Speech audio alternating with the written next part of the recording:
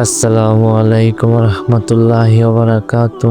প্রিয় পরিবর্তন চ্যানেলের শ্রোতাগণ বন্ধুরা, আশা করি আল্লাহ পাক ও শেষ মেহেরবানিতে আপনারা সকলে ভালো আছেন।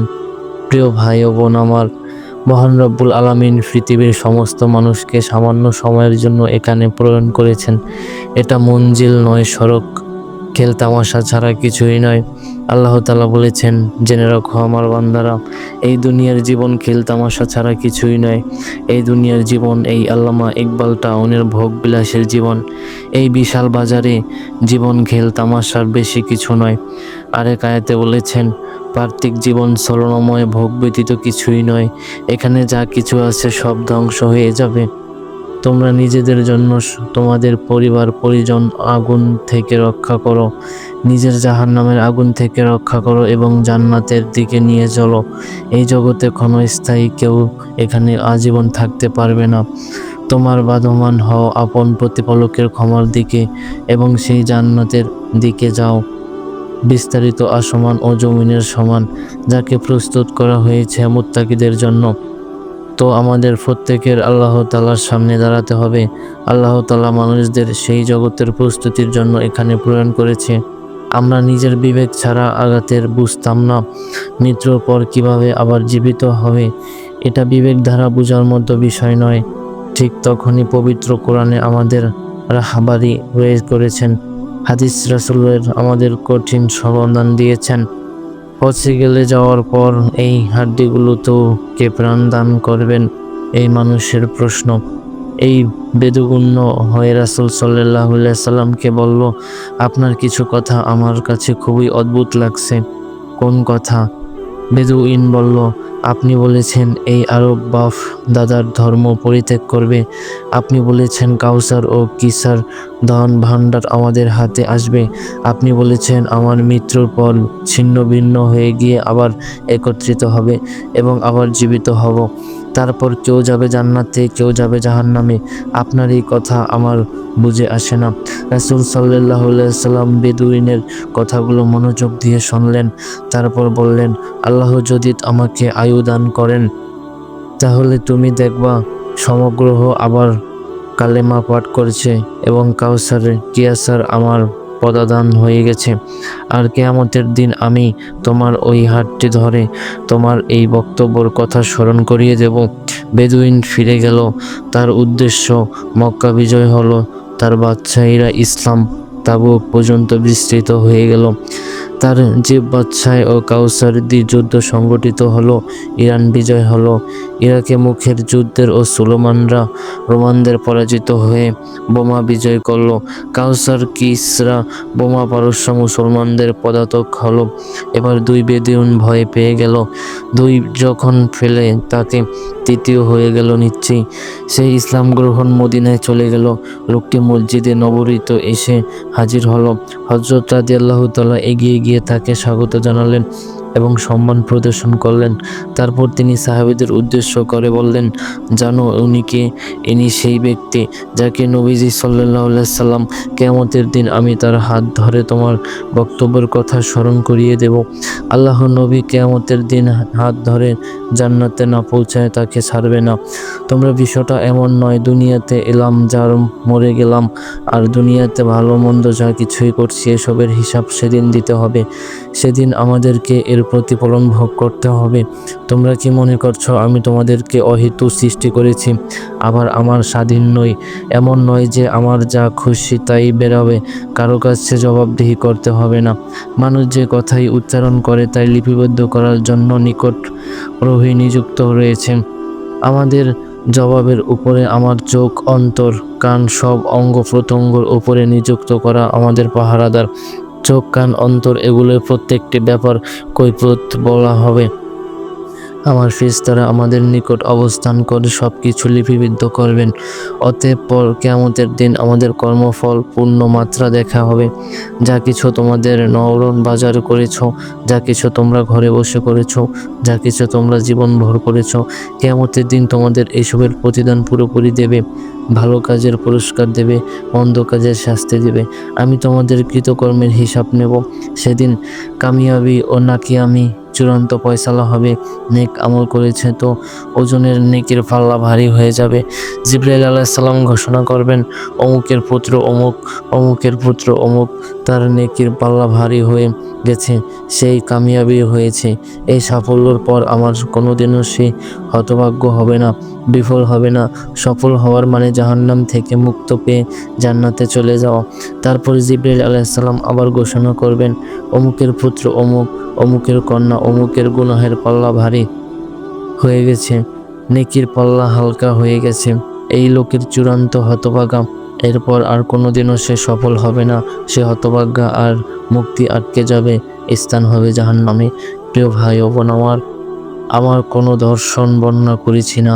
আমরা তো চেষ্টা করছি আল্লাহ রাসূলের মহাব্বতের যে জীবটি ভেতরে কোথায় অবলিত হয়ে পড়ে আছে সেটি পর্যন্ত যেন আমাদের আকুতি পৌঁছে যায়, কোথাও যেন সেটি কিছু পানি পেয়ে না যায়, সেটি অঙ্কুরিত হয়ে ডালপালা গজিয়ে বাহিরে বেরিয়ে আসে, সেই পাত্রটি প্রলোভিত হয়ে ফুলে ফলে ভরে উঠে। আমরা চাই হৃদয়টি পুনরায় জীবন লাভ করুক, যেটি এক সময় আল্লাহ তাআলা তার রাসূল প্রিয় ভালোবাসার পরিপূর্ণ হয়ে উঠবে। আল্লাহ তাআলার কসম আমি আপনাদের বলছি, কখনো কখনো একান্ত খুব কান্না আসে, হে আল্লাহ, এত বয়সে চলে গেছে, জীবন একটি সেজদার মতো সেজদায় নসিব হলো না। জীবনে কত ইবাদতি করলাম, কত মানব করলাম, এই ইবাদতের আপনার স্মরণের চেয়ে মূল্যবান দুনিয়ার স্মরণই বেশি ছিল। এসব ভাবলে নিজের খুব নিঃসঙ্গ মনে হয়। যেমন ফকির আমরা, কত নিঃস্ব আমরা, কত পুরুষ আমরা, কত নারী ছিল, তারা সারা রাত সেজদায় পড়ে তোমার কথা স্মরণ করত। আর আমাদের রব, কত ও বদমাশি, কত হতভাগা আমরা যে এই দীর্ঘ 60টি বছরের জীবনে এক ওয়াক্ত নামাজ তো দূরের কথা, একটি রাকাত তো দূরের কথা, একটি সেজদাহ আল্লাহর মোহাব্বতে, আল্লাহর প্রেমের টানে সিক্ত দিয়েছি কিনা আল্লাহ ভালো জানেন। এই ভিখারি এমন এক ফকির আমরা, তারপর আমরা উৎফুল্ল হয়ে যে কিছুই হারাইনি। আমাদের আরো ভাই, আমরা তো সব সর্বহারা প্রতীক, আমাদের সব কিছু লুষ্ঠিত, আমরা লুষ্ঠিত মুসাফির, আমাদের সব লুণ্ঠন হয়ে গেছে। যে কোরআনে পড়ে কিন্তু কোরআন তার আল্লাহ তাআলার প্রকাশ করে না, যে কোরআনে শোনে কিন্তু তার হৃদয়ে স্পন্দন জাগে না, সে নামাজের দ্বারায় কিন্তু তার অন্তরে আল্লাহর সঙ্গে যোগে না, সে সেজদায় মাথা রাখে কিন্তু তারপর আল্লাহর কথা তার স্মরণে আসে না। তার চেয়েও বেশি লুষ্ঠিত পথচারী আর কি হবে? হে মুসলমান ভাই ও বোন আমার, আমরা তাবলিগ জামাতের সদস্য গ্রহণ করতে বের হইনি আমাদের নিজেদের ব্যক্তিগত কথা সমস্যা বলার জন্য। আপনাদের ধারে ধারে আমরা ঘুরছি না। আমরা বলতে চাই আমাদের একটি পুঁজি আছে আর আমরা হারিয়ে ফেলেছি। আমরা তারাই সন্ধান ঘুরে ফিরছি। এই অবস্থায় মিত্র এসে পড়লে বড়ই বেশি ক্ষতিকর হয়ে যাবে। এটি সেজদাহর সঙ্গে নেই, যাকে বের করে দেখতে পারবে যে ওগো আল্লাহ দেখো, একটি লোক সেজদায়, আমি তোমার প্রেমে পুরোপুরি তোমার স্মরণে করেছিলাম, দেখো একটি সেজদায় তো নিয়ে এসেছি, অথচ আমার ঝুলিতে একটিও সেজদাও নেই। হাসরের দিনে কত মানুষ জানাজা নিয়ে হাজির হবে, কত কষ্ট কুরবানি নিয়ে হাজির হবে, কত আমলের পাহাড় তারা মাথায় নিয়ে হাজির হবে। আর অপরদিকে পাপের স্তব্ধ আমরা নষ্ট আমলগুলোকে সেদিন কোনো কাজই আসবে না। আমল যা করছি একগুলো তো নিয়ে সেই করেনি। আমি আমার পাপের নর্মধ্যমায় হাবুডুবু খাচ্ছি, গুনাহের ড্রুপস্থ গিয়ে হাজির হব কিয়ামতের মাঠে। কি দেখাবে সেদিন আল্লাহকে, কোন মুখ নিয়ে দাঁড়াবে সেদিন আল্লাহর সামনে? এটি কেমন কাপেলা, এটি পথ হারিয়ে ফেলেছ, এই যেমন কাপেলা যেটি গন্তব্য হারিয়ে ফেলেছ, অসহায় সম্বল লুটে হয়ে গেছে, কিন্তু তারপর আনন্দে উদ্দোলিত। এই কেমন কাণ্ড কারখানা! আল্লাহর ওয়াস্তে আমরা কথাগুলো বোঝার চেষ্টা করি। আমি কোনো বক্তা নই, আমি নিজের ব্যথার কাতর, আমি স্বয়ং সেই মঞ্জিল পর্যন্ত পৌঁছাতে চাই। আমি চিৎকার করে বেড়াচ্ছি এই জন্যই যে হযরত কোনো সফর সঙ্গী পেয়ে যাব, হারিয়েছি গন্তব্য, হারিয়েছি গৌরব উজ্জ্বল অতীতের ইমান, দুর্বল হয়ে যেতে দেহের ভেতরে কোনো জায়গায় মৃতপ্রায় হয়ে গেছে। হে প্রিয় ভাই ও বোন আমার, তওবা করো। এই জীবন থেকে যে জীবনে তোমার অবলম্বন করেছ, ফিরে আসো সেই পথ থেকে। যে পথে তোমরা হাঁটছো এটি কোনো জীবন নয়। গাইলাম গাওয়াইলাম, নাচাইলাম নাচলাম, দেখলাম পড়াইলাম, ব্যাস এও কি কোনো জীবন হলো? মরে কবরে শুয়ে পড়া, বিস্তৃত উপন্যাসে পরিণত হয়ে অস্তিত্ব পাতা থেকে মুছে যাওয়া, কারো না কারো কাছে, কারো মনে না মনে পড়ে। আমি জবরদস্ত বলছি, আমার বলবো, বলতে থাকবা। আমরা আল্লাহ তার রাসূলের পথ থেকে সরে এসেছি। আল্লাহর ওয়াস্তে তার আঁচলে ফিরে আসো। তার চেয়েও বড় বন্ধু আর কেউ নেই, তার চেয়েও আপন আর কেউ নেই। প্রিয় ভাই ও বোন আমার, বর্তমান আমাদের অবস্থাতে এতই করুন যে পারস্পরিক বিষয়গুলোতে চরিত্র যেমন মান বজায় থাকার প্রয়োজন ছিল, তা আজ আমাদের মাঝে অনুপস্থিত। বাস্তবতা তো এমন যে আজকাল মানুষের যে পরিমাণ ক্ষতি সাধন করে, হিংস্র প্রাণীগুলো মানুষের এই পরিমাণ ক্ষতি করে না। মানুষ আজ শ্রেয় প্রগতির শৃঙ্খলা আবদ্ধ, চারদিকে শুধু জনসমাগম, কিন্তু প্রকৃতিকে ভালো চরিত্রে মানুষ হতে গুণা বাস্তবে হলো শতভাগ শ্রেয় মোতাবেকের জীবন যাপনকারী মানুষের সাহায্যই অসংখ্য খুবই অগণ্য। সামনে পেছনে ডানে বামে চারদিকে যেদিকেই তাকাই শুধুই আবৃত্তির মরামম অবস্থা। শরীরের কোনোই আর্দ্রগত ছাপ ফুটে উঠেছে, কিন্তু আশা আকাঙ্ক্ষার প্রবৃত্তি চাহিদা যেন ক্রমেই বৃদ্ধি পাচ্ছে। দিনরাত তো শুধুই দেহ সজ্জা আর দেহের সুখ লাভ করতে ব্যস্ত। আয় কি নির্বুতা, অথচ একই জীবন সব মনে করে বসে আছি। আমরা আমাদের উচিত ছিল দ্বিমুখিকতা বর্জন করে একমুখী তথা আল্লাহ তাআলার। এরূপ দ্বিমুখী আল্লাহ তাআলার নিকট খুবই অপছন্দকারী। এজন্যই আল্লাহ তাআলা পবিত্র কোরআনে বলেছেন, হে মুমিনগণ, আল্লাহ তার রাসূলের প্রতি বিশ্বাস স্থাপন করো। এখানে চিন্তা করার বিষয় যে আল্লাহ তাআলা বলেছেন যে মুমিনগণই, যে কাফেররা বা মুশরিকরা বলেনি। যার মুমিনগণকে কিসের আদেশ দেওয়া হয়েছে? আদেশ দেওয়া হয়েছে আল্লাহ তার রাসূলের প্রতি বিশ্বাস স্থাপন করো। এ ধারা উদ্দেশ্য কি? উদ্দেশ্য হলো, হে মুখে আল্লাহ তার রাসূলের প্রতি বিশ্বাস স্বীকৃতি উচ্চারণকারীরা অন্তর ধারা মুখের স্বীকৃতি প্রত্যয়ন করো। তুমি আরবি হও বা আনবারি হও, কালেমা তোমার লা ইলাহা ইল্লাল্লাহ যতক্ষণ তোমার অন্তরে কালেমার স্বীকৃতি না দেবে তাতে লাভ কি? অন্তরে যদি তুমি মুসলমান না হও তবে কি তুমি কেমন মুসলমান?